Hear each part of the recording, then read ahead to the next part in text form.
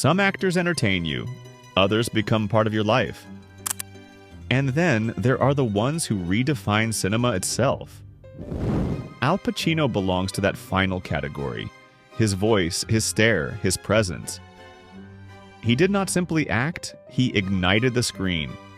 But Al Pacino's journey did not begin with fame. It began with struggle and with hunger. A hunger to be seen, a hunger to matter, a hunger to become unforgettable.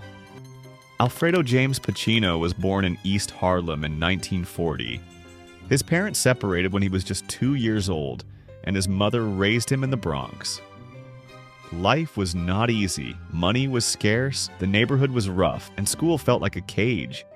Yet in the chaos, young Al discovered something powerful: storytelling.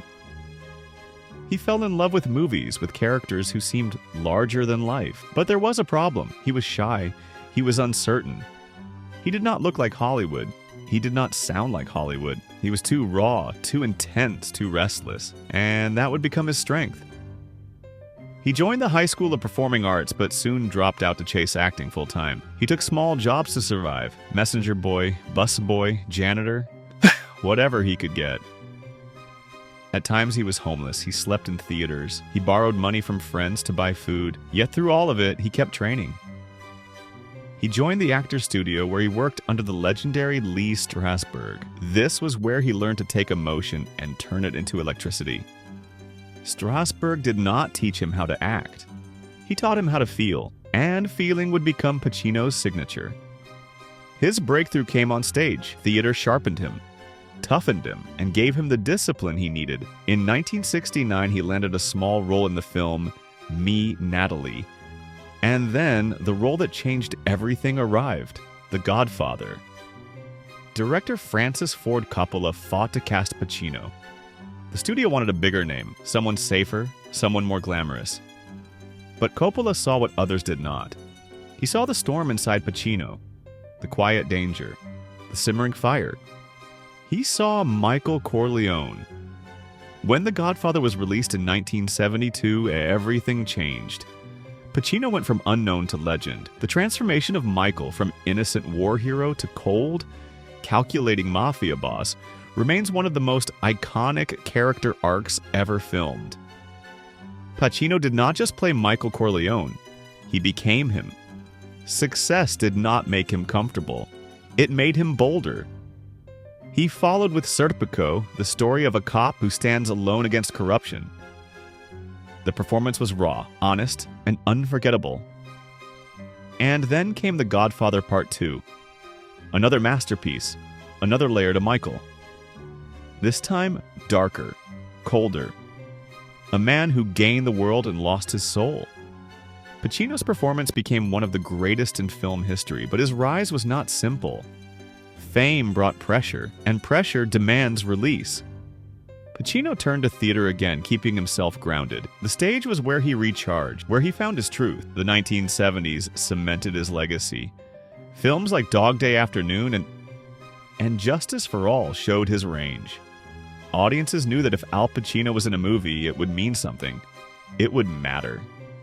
Then came the 1980s, a decade of reinvention, and a character that would become legend: Tony Montana.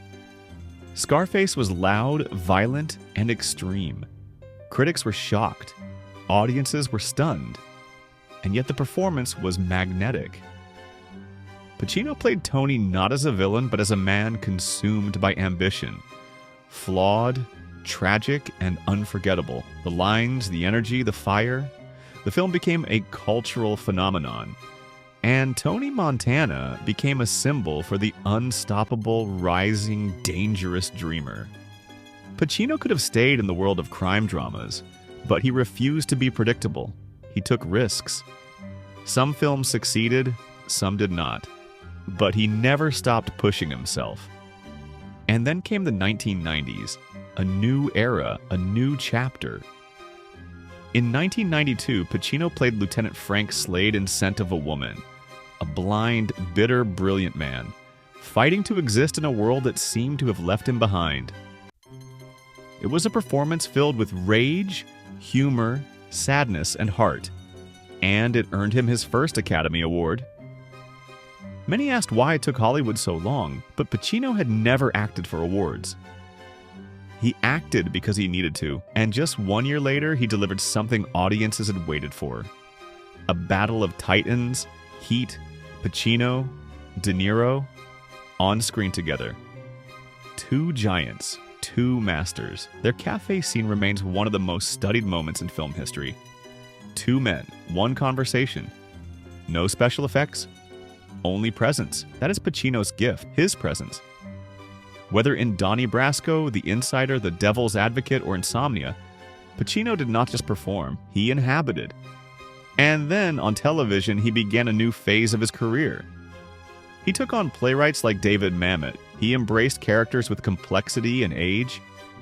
He no longer played the young lion. Now, he was the king. And a king must carry weight. Some actors fade as they grow older.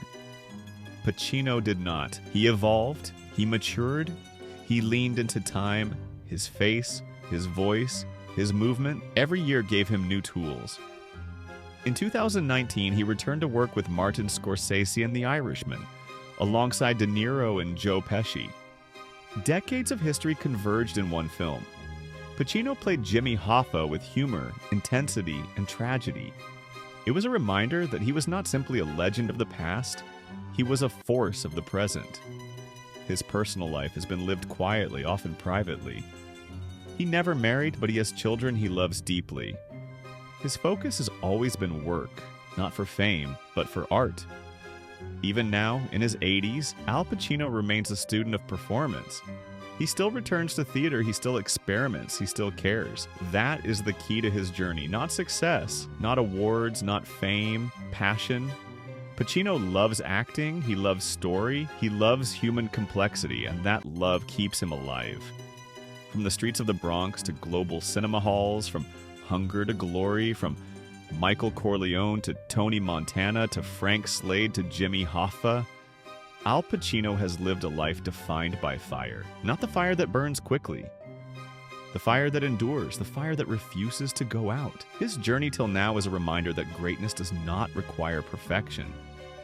It requires courage, commitment, and a willingness to be vulnerable in front of the world. Al Pacino did not just act.